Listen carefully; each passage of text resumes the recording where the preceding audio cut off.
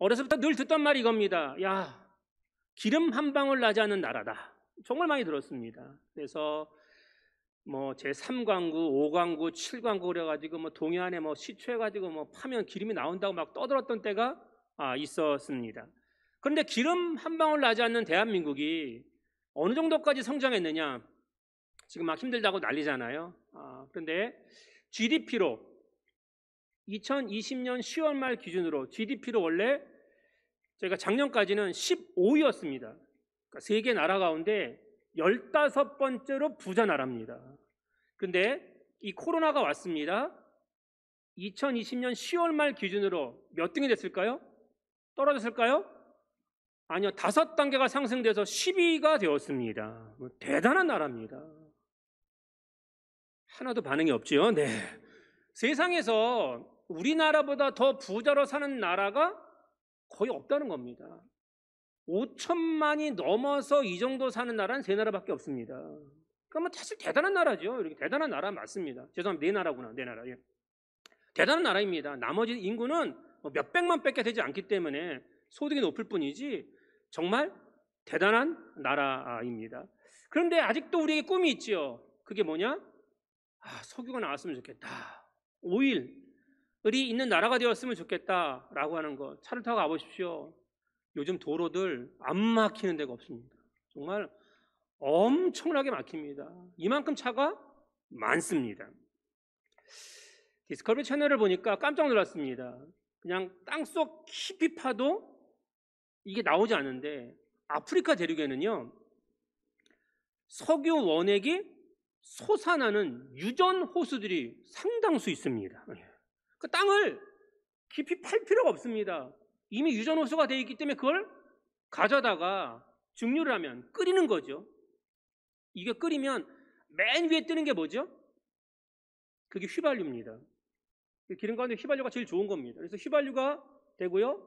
그 다음에 나머지 갖고 다시 정제하면 뭐가 나오냐? 끓이면 경유가 나옵니다. 이거 경유차 지금 유럽은 다 없애는데 한국은 계속 만들고 있습니다.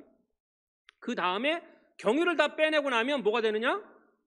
옛날에 우리 집안에서 연탄난로 다음으로 히트 쳤던 게 곤로라 그래가지고 이게 석유난로 지금 펌프질 해가지고 막 누는 데가 있잖아요. 도시가스 들어가지 않는 데는 그 등유가 나오고 그 다음에 석유는 하나도 버릴 게 없습니다. 맨 마지막에 나오는 찌꺼기가 뭐예요? 그게 도로 포장하는 아스콘입니다. 아스콘도 지금 되게 많이 비싸졌습니다. 석유는 버릴 게 하나도 없습니다.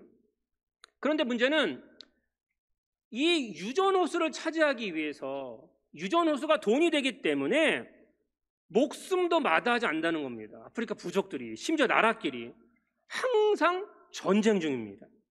끊임없이 서로 죽이게 된다는 것입니다.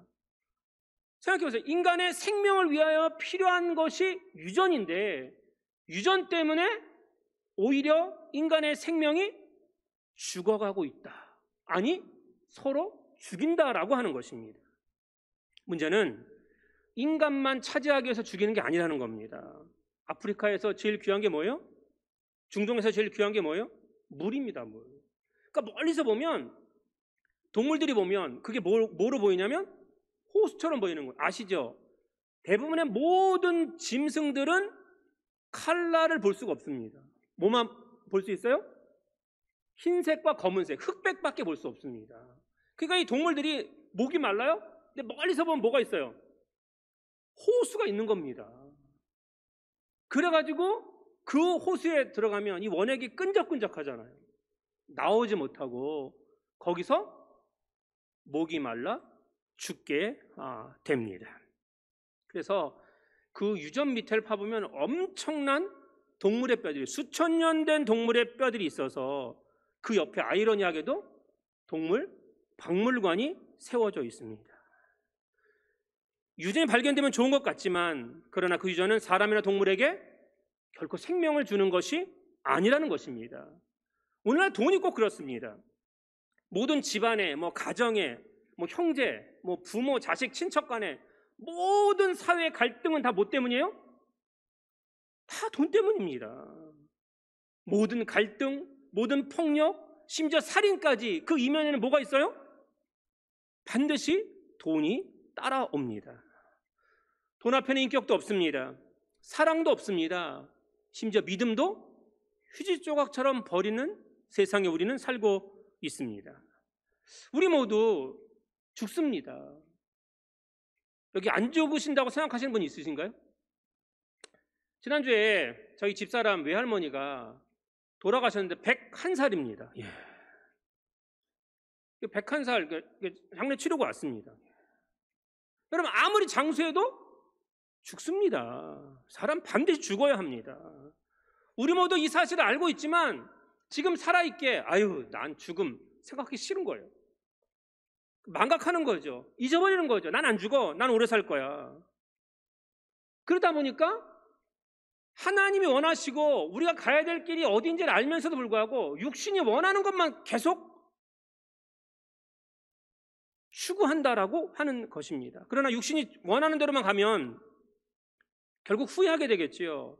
그때는 이미 후회해도 지옥에 떨어진 터라 되돌이킬 수 없습니다. 살아있을 때만 가능합니다. 그래서 오늘 본문은 우리 이렇게 말씀하고 있습니다. 자, 잠언 9장 7절 화면 나옵니다. 시작. 거만한 자를 징계하는 자는 도리어 능력을 받고 악인을 책망하는 자는 도리어 흠이 잡히느니라.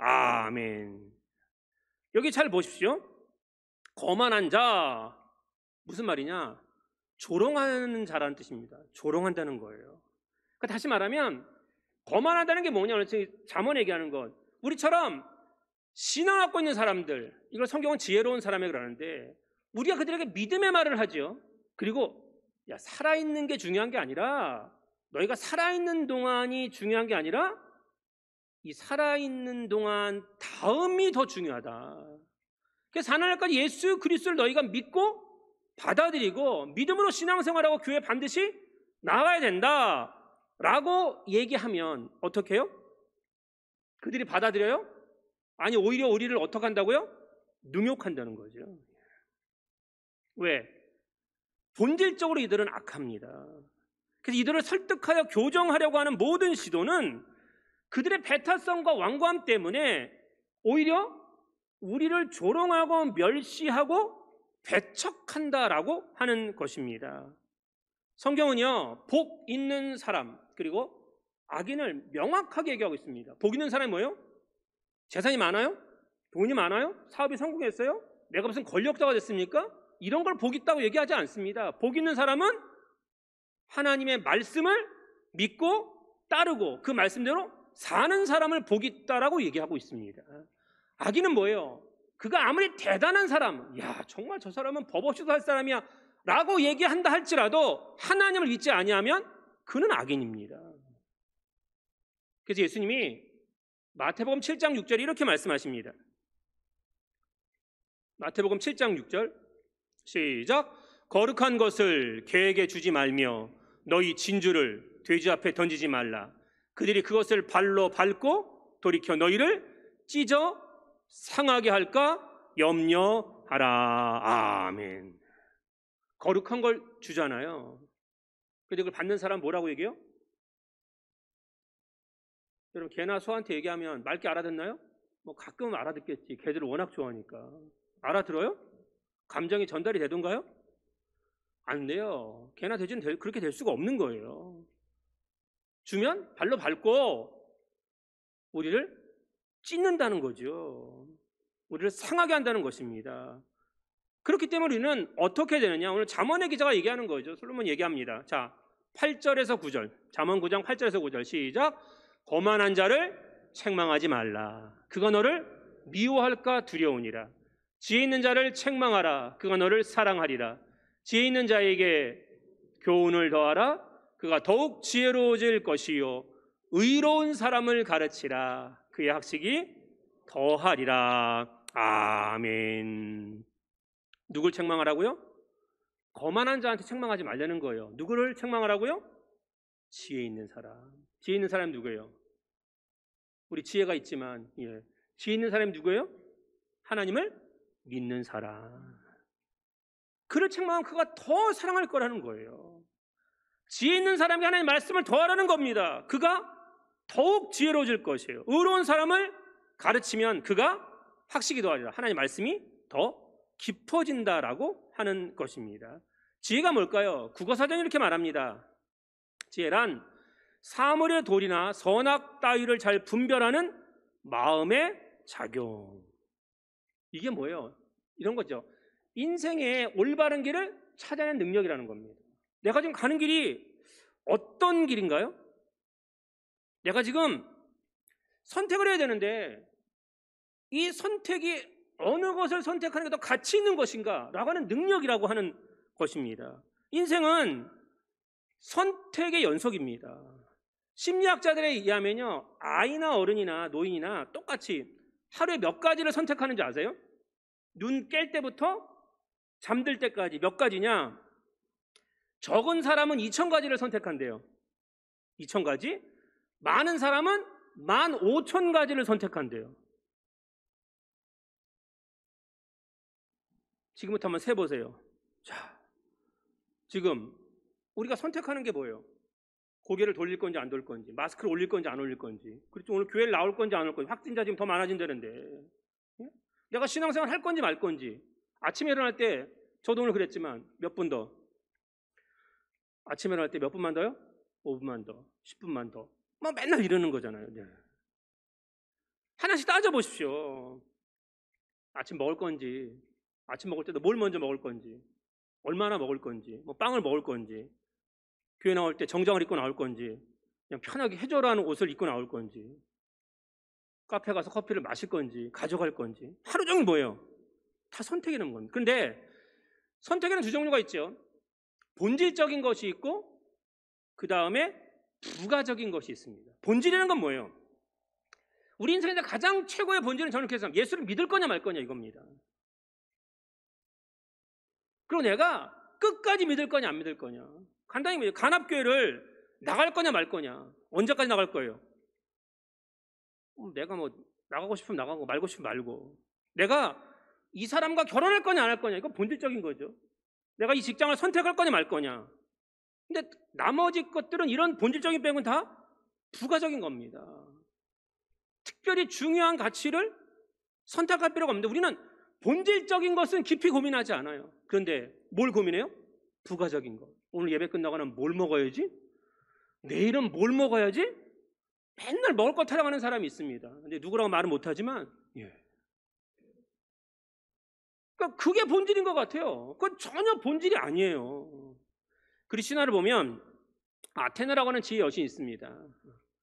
근데 아테나가 가장 사랑했던 동물이 뭐냐? 부엉이입니다. 부엉이. 왜 부엉이를 사랑했느냐? 거기 나오죠. 부엉이는 어두운 밤의 사물을 명확하게 볼 수 있습니다. 그리고 정확하게 방향을 찾아갈 수 있습니다. 그리스 신화에서 말하는 게 그게 지혜라는 거예요. 다 어두운데 명확하게 볼 수 있고 어디로 가야 되는지 길을 잃지 않는 것입니다. 그러니까 지혜라는 것이 무엇이에요? 지혜 없는 사람은 어디로 가는지 방향 감각이 없어요. 그냥 내가 이 길 끝에서 누구를 만날 것인가에 대한 문제 제기도 전혀 없습니다. 지금 지구촌 최대 관심사가 뭐죠? 코로나19 백신입니다.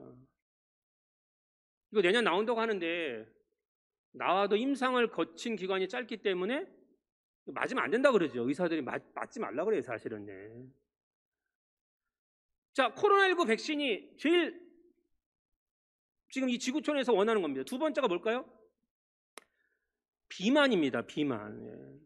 이 비만을 21세기 흑사병이라고 얘기하고 있습니다. 제가 얼마 전에 말씀드렸죠. 세계은행에서 하루 생활비로 우리나라 돈 2,200원 이하로 버는 계층을 극빈층이라고 합니다. 근데 이 극빈층이 몇 명이에요? 7억 2,900만 명 정도로 세계 인구의 9.4%입니다. 이건 애나 어른 다 합친 겁니다. 근데 지금 세계보건기구 WHO에서 얘기하는 건데 세계 인구가 얼마죠? 77억 9,479만 8,729명입니다. 근데 이 중에 성인 인구의 39%가 성인입니다. 성인 인구 39%인 18억이 과체중입니다. 그리고 13%는 6억 5천만 명이 비만입니다. 근데 문제는 이게 성인 인구만 그런데 아동 인구로 내려오면 청소년 인구에서 18%인 3억 4천만 명도 과체중과 비만입니다. 그러니까 한 해 동안 비만으로 죽는 사람이 얼마냐? 살쪄서 비만으로 죽는 사람이 280만 명입니다. 근데 이게 매우 가파르게 올라갈 거라고 합니다. 그러니까 오늘 이 지구촌의 문제는 뭐예요? 굶주려서 죽는 사람보다 비만해서 죽는 사람이 더 많은 세상이 됐습니다. 이유는 왜 그럴까요? 이유는 먹거리를 잘못 선택해서 그런 겁니다. 지금 자라는 청소년들은요, 우리보다 수명이 짧다고 얘기하고 있습니다. 그러니까 사람들은 자기 몸에 필요한 것을 먹어야 되는데 어떤 걸 먹죠? 자기 입이 좋아하는 걸 먹습니다. 그러니까 인간이 코로나19 왜 왔어요? 박쥐 먹고 그 다음에 천상감 먹었기 때문에 왔잖아요. 올바른 방향 감각을 잃어버렸기 때문이었습니다. 이게 다 뭐예요? 지혜가 부족한 것이죠. 오늘 필요한 것, 제가 늘 말하지만 우리는 이미 선택해서 방법이 없지만 결혼 대상자를 선택할 때도 하나님을 경외하며 믿음 있는 사람, 지혜로운 사람이죠. 찾아야 하는데 자기 눈에 끌리는 사람을 찾는 거예요. 자기 욕심이 원하는 것, 세상이 기준이 되는 것을 찾습니다. 올바른 방향 감각 잃어버린 겁니다. 오늘 그래서 우리가 지혜롭게 살아야 되는데 그럼 지혜는 뭐냐? 오늘 주제리죠. 잠언의 가장 유명한 말씀 중에 하나죠. 잠언 9장 10절 시작. 여호와를 경외하는 것이 지혜의 근본이요 거룩하신 자를 아는 것이 명철이니라. 아멘. 근본이라는 말이 뭐죠? 근본? 이 근본이라고 하는 말은 히브리어보다 영어 성경이 더 정확하게 해놨습니다. 뭐요? The beginning of wisdom입니다. 무슨 말이에요? 지혜의 출발점이다. 그러니까 지혜의 근본이라는 건 뭐예요? 우리가 올바른 방향 감각을 찾을 수 있는 능력의 출발점이라고 하는 것입니다. 옛날에 저희가 이제 군 생활할 때는 나침판을 갖고 다녀서 산속에 놔두고 나침판을 찾고 이제 오게 하는 거죠. 100km 군하고 다 그래도 나침판. 지금 나침판 쓰나요? 나침판 안 써요. 지금 다 뭘 써요? 다 GPS입니다. 자동 항법 장치, 내비게이션 쓰잖아요. 목적지까지 다 알려줍니다. 우리가 보지 못하는 것까지 인공위성을 통해서 미리 알려주는 것. 그래서 우리가 하여금 목적지를 향하여 가장 빠르고 안전하게 갈 수 있는 지름길을 선택해 줍니다. 다시 말하면 뭐예요? 인간의 눈은 믿을 수가 없다는 거예요. 우리 눈 믿을 수 없습니다. 유명한 일화죠. 어느 날 공자가 유교 세상인 우리나라죠.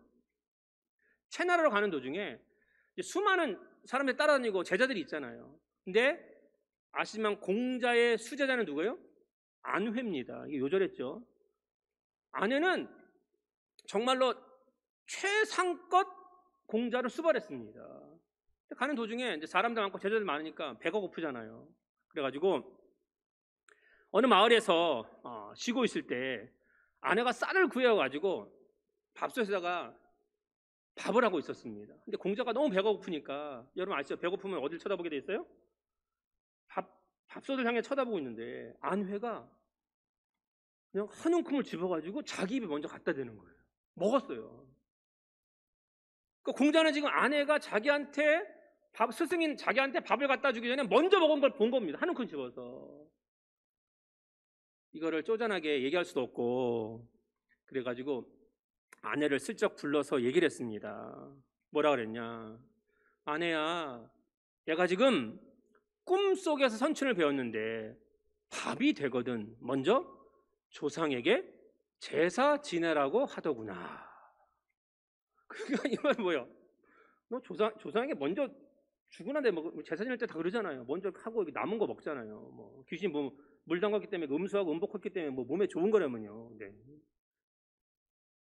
그러니까 아내가 뭐라 그러냐? 스승님, 이 밥으로는 제사를 지낼 수 없습니다. 왜? 제가 뚜껑을 여는 순간 천장에서 흙이 떨어져 가지고 거기 흙이 다 묻은 겁니다. 그러니까 예전에 쌀이 얼마나 귀해요. 그러니까 그거를 버리기는 아깝고 스승님을 드릴 수는 없으니까 어떻게 해요? 자기가 먹은 거예요. 공자가 너무 부끄러워서 이렇게 얘기하면 유명한 말입니다. 예전에는 나의 눈을 믿었다. 그러나 나의 눈도 완전히 믿을 것이 못 되구나. 예전에는 나의 머리를 믿었다. 그러나 나의 머리도 역시 완전히 믿을 것이 못 되구나. 천하의 공자도 안 된다는 겁니다. 인간의 눈이라는 것, 인간의 능력이라는 것은 언제나 한계가 있고 지혜롭다고 하지만 반드시 후회할 수밖에 없다라고 하는 것입니다. 그래서 성경은 얘기하는 거죠. 우리가 지혜의 출발점, 우리가 어떤 방향으로 가야 되는지 알 수 있는 것은 어디에 있느냐? 하나님을 경외하는 것이다. 거룩하신 자를 아는 것이다 라고 이야기하고 있습니다. 오늘 우리가 하나님을 경외한다는 것, 그것이 무엇입니까? 하나님을 경외한다는 것은 100% 믿는 겁니다. 경외, 두려워하는 것이라고 하는 거잖아요. 여러분 잘 보시죠. 운전하고 가다가 가끔가다 두렵지 않으세요? 경찰 보면 괜히 이상하게 교통정을 보면 두려워요. 제 차에 항상 경목증을 제가 갖고 다니는데 한 번도 써먹어보지 못했습니다. 네. 그런데 하여튼 운전을 하고 가면 항상 누가 신경이 쓰여요? 예, 경찰차나 경찰이 신경 쓰입니다. 그런데 이거는 죄를 져서 두려워하는 그 두려움, 범죄자는 가슴이 철렁한다 그러잖아요. 그런 두려움이 하나님을 경외한다는 것은 그런 게 아니라는 겁니다. 누가복음 5장에 보면 예수님께서 베드로를 부르시는 이야기가 나옵니다. 베드로 어부들이 잔뼈가 굵은 사람들이에요. 밤새도록 고기 잡았는데 한 마리도 못 잡았습니다. 이미 갖고 와서 금을 씻고 정리하는 중입니다. 그때 예수님께서 등장하십니다. 자, 누가복음 5장 2절 시작. 호숫가에 배 두 척이 있는 것을 보시니 어부들은 배에서 나와서 그물을 씻는지라. 아멘. 끝난 겁니다. 밤새도록 잡고 못 잡아서 그물이 훼손되지 않도록 깨끗하게 씻는 겁니다. 끝난 거예요. 완전히 끝났습니다. 근데 예수님께서 엉뚱한 말씀을 하세요. 누가복음 5장 3절 4절 시작. 예수께서 한 배에 오르시니 그 배는 시몬의 배라. 육지에서 조금 떼기를 청하시고 앉으사 배에서 무리를 가르치시더니 말씀을 마치시고 시몬에게 이르시되 깊은 데로 가서 그물을 내려 고기를 잡으라. 아멘. 그물 다 씻고 있는데요.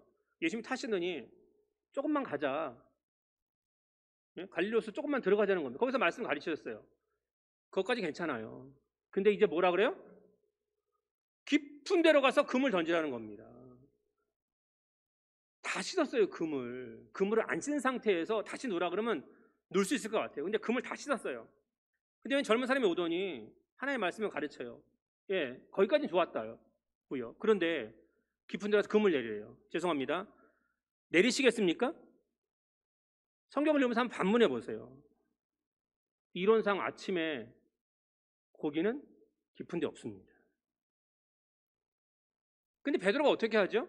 누가복음 5장 5절 시작. 시몬이 대답하여 이르되 선생님 우리들이 밤이 새도록 수고하였으되 잡은 것이 없지만은 말씀에 의지하여 내가 그물을 내리리이다 하고. 아멘. 여기서 우리가 알 수 있는 게 뭐예요? 하나님을 경외한다는 것은 100% 신뢰하는 겁니다. 그가 무슨 말을 하든 그가 어떤 상황이든 간에 100% 믿는 거예요. 잘 나갈 때만, 내가 좋아할 때만, 나한테 잘해줄 때만 아니에요. 신뢰는요 100%이어야 하는 것입니다. 우리가 믿음의 선한 삶을 살 때 어떤 삶의 모습이 필요한 거예요? 자, 믿는다는 게 뭐죠? 남자들이 이제 나이 든 남자들이 느끼는 것 가운데 하나 이거죠. 자, 집에 늦게 들어갑니다. 한 10시 넘어서 들어갔어요. 근데 밥을 안 먹었어. 그럼 뭐라고 얘기하죠? 부인한테? 밥 좀 차려달라고 얘기합니다. 그럼 아내들이 어떻게 나와요? 딱 째려보죠. 예. 지금이 몇 시인데 아직까지 밥 안 먹고 들어왔냐고. 근데 아들이 10시 넘어서 딱 들어옵니다. 엄마가 제일 먼저 뭐라고 얘기해요? 밥 먹었니? 안 먹었다 그러면 어떻게 해요? 기쁘게 차려줍니다. 남편이 이 모습을 보면 속 상해 안 상해요? 속 상해요. 속 상해. 그런데 100% 믿기 때문에 넘어가요 안 넘어가요? 안 넘어가세요? 싸우세요 그날? 아니에요. 넘어가는 거예요. 예. 믿음 뭐예요? 어떤 삶의 모습이냐? 자, 누가복음 5장 8절에서 10절까지 시작. 시몬 베드로가 이를 보고 예수의 무릎 아래 엎드려 이르되 주여 나를 떠나소서 나는 죄인으로소이다. 이는 자기 및 자기와 함께 있는 모든 사람이 고기 잡힌 것으로 말미암아 놀라고 세베대 아들로서 시몬의 동업자인 야고보와 요한도 놀랐음이라. 예수께서 시몬에게 이르시되 무서워하지 말라. 이제로 내가 사람을 취하리라 하시니 아멘. 베드로와 야고보와 요한이 어떻게 했어요? 이 모습을 보고 놀랐다는 것이죠. 이 놀라운 뭐예요? 예수님이 누구이신가를 깨닫는 그 순간부터 출발점부터 알게 되었다라고 하는 것입니다. 왜? 예수님은 서서도 고기가 어디 있는지 알고 계셨다라고 하는 것입니다. 그래서 어떤 삶의 모습이 우리에게 다가올 때 중요하느냐? 예수님의 그 짧은 만남이 베드로, 야고보, 요한 12제자도 마찬가지지만 완전히 바꿔 놓았습니다. 어떤 일이나요? 자, 10절 하반절부터 11절까지 시작. 이제후로는 내가 사람을 취하리라 하시니 그들이 베드를 육지에 대고 모든 것을 버려두고 예수를 따르니라. 아멘. 고기 잡아서 부자 되는 게 꿈이에요. 우리 어떻게 하든지 부자 되는 게 꿈이에요. 근데 예수님을 따르기 위해서 모든 것을 어떻게 했습니까? 버려뒀습니다. 버렸어요. 오직 주님의 몸된 교회를 세우고 그 몸된 교회를 향하여 하나님의 말씀을 전하기 위해서 그들의 인생의 방향이 완전하게 변화되었다라고 하는 것입니다. 우리가 인생의 방향을 선정할 때는요, 성공, 학위, 어떤 자리 필요하겠죠. 목표가 있어야 공부하니까, 목표가 있어야 열심히 사니까. 그러나 그런 것들은 다 사라질 것이고 우리의 영원한 천국을 바라보기 위해서 부활될 것이 저 십자가와 예수 그리스도고 하나님을 바라볼 수 있는 우리 모두가 되시길 주님의 이름으로 축원드립니다. 아멘. 성경이 12제자를 뽑을 때 늘 따라내는 말씀이에요. 모든 것을 버리고 모든 것을 버려두고. 같이 못 가져간다는 거예요. 자꾸 같이 가져가려고 하는데 안 됩니다. 오늘 왜 우리가 인생의 방향감을 점점 잃어가고 있죠? 왜 늘 힘든 거예요? 늘 고통스러운 거예요? 늘 근심과 걱정이 가득한 거죠? 인생의 방향을 지금 잊어버렸어요. 지금 천국으로 가고 있는 확신이 있다면 아무리 어렵게 힘들어도 그냥 갈 수 있어요. 기쁘게 살아갈 수 있습니다. 그런데 어떤 선택을 할 때 하나님 먼저 선택하지 않아요. 하나님의 뜻이 무엇인지 먼저 물어보지도 않습니다. 그러니까 자꾸 두려운 거예요. 아이들이요, 엄마나 아빠의 얼굴을 보면 뭐가 사라지느냐? 두려움이 사라진대요. 근데 몇 살 때까지? 4살 때까지만. 좀 지나면 다시 두려워지는 것입니다. 그렇기 때문에 우리가 분명히 살아야 될 것은 뭐냐? 우리의 인생의 마지막을 늘 우리가 경험하잖아요. 장례식 같은 데 가고 또 뉴스를 보면 하는데, 자, 전도서 12장 13절 보겠습니다. 시작. 이래 결국을 다 들었으니 하나님을 경외하고 그의 명령들을 지킬지어다. 이것이 모든 사람의 본분이니라. 하나님은 모든 행위와 모든 은밀한 일을 선악간에 심판하시리라. 아멘. 자, 하나님이 모든 것을 심판하신다고 할 때 우리가 하나님을 경외한다는 것은 뭐예요? 하나님의 말씀을 100% 지키면서 순종하며 살아간다라고 하는 것입니다. 세상의 말에 늘 넘어가잖아요. 우리 어떤 말로 나를 유혹해 넘어가면 안 됩니다. 아시잖아요. 신본주의냐 인본주의냐, 여기 에덴 동산부터 싸운 거죠. 하나님 중심이냐 사람 중심이냐. 세상은 뭐라 그래요? 야, 무슨 하나님 중심이야. 사람 중심이어야지. 그러니까 사람이 중심이니까 사람이 중심인 세상에서는 절대적인 것이 없다니까요. 하나님이 절대 가치고 절대 진리, 하나님의 말씀이 우리의 생명보다 중요한 절대고 예수 그리스도와 십자가가 절대여야 되는데 인간이 중심인 등은 절대라는 건 없어요. 절대라는 건. 좋으면 좋은 거예요. 싫으면 싫은 거예요. 왜 사람의 마음이라고 하는 것이 기분과 감정이 하루아침에도 아니 5분 후에도 바뀌지 않습니까?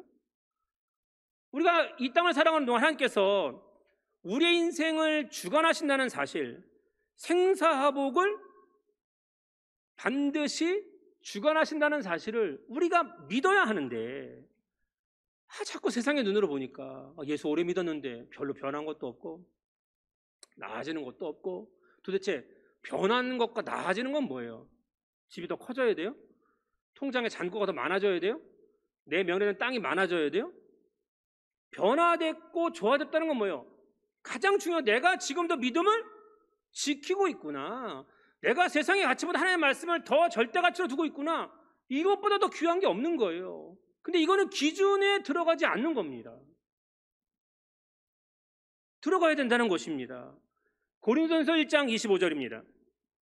시작. 하나님의 어리석음이 사람보다 지혜롭고 하나님의 약하심이 사람보다 강하니라. 아멘. 사랑하는 여러분, 내가 가는 길 지금 어리석게 보이잖아요. 걱정하지 마세요. 그게 지혜로운 길이에요. 그게 하나님 나를 인도하시는 길이라고 하는 것입니다. 그래서 오늘 본문 11절 12절 시작. 11절 12절 시작. 나 지혜로 말미암아 내 날이 많아질 것이요 내 생명해가 내게 더하리라. 내가 만일 지혜로우면 그 지혜가 내게 유익할 것이나 내가 만일 거만하면 너 홀로 해를 당하리라. 아멘. 우리가 지혜가 있게 되면 우리의 날이 많아진다는 거죠. 자, 예수 그리스도를 믿으면 우리의 생명이 어떻게 돼요? 영원해지는 거잖아요. 그 해가 더하게 되는 거잖아요. 그러니 하나님의 말씀을 들으시길 바랍니다. 이 말씀이 우리의 삶의 출발점이고 우리의 삶의 선택의 가장 중요한 절대가치이고 그 가는 길에서 내가 예수 그리스도를 만나고 하나님의 나라에 들어간다는 사실, 그렇기 때문에 우리가 세상을 두려워할 필요가 없고 세상에 가진 자들을 두려워할 필요가 없고 세상의 권세자들을 두려워할 필요는 더더욱 없는 것입니다. 오늘 내가 걸어가는 이 길, 믿음의 길이고 지혜의 길이고 또 신앙의 길이라면 여러분 성공하신 겁니다. 이것보다 더 큰 성공은 없다는 것을 우리가 깨달아야 한다는 것. 그래서 하나님 말씀이 오늘 우리에게 다시 말씀하죠. 오늘 주제입니다. 자, 잠언 9장 10절 시작. 여호와를 경외하는 것이 지혜의 근본이요 거룩하신 자를 아는 것이 명철이니라. 아멘. 우리 모두 산날 동안 하나님을 경외하는 것을 잃어버리면 안 됩니다. 끝까지 하나님을 경외하시길 바랍니다. 그것이 지혜의 근본, 우리 삶의 올바른 방향의 출발점이고 마지막 종점이고 그 삶으로 살아가 하나님의 거룩함을 나타낼 수 있는 우리 모두가 되시길 주님의 이름으로 간절히 축원드립니다. 아멘.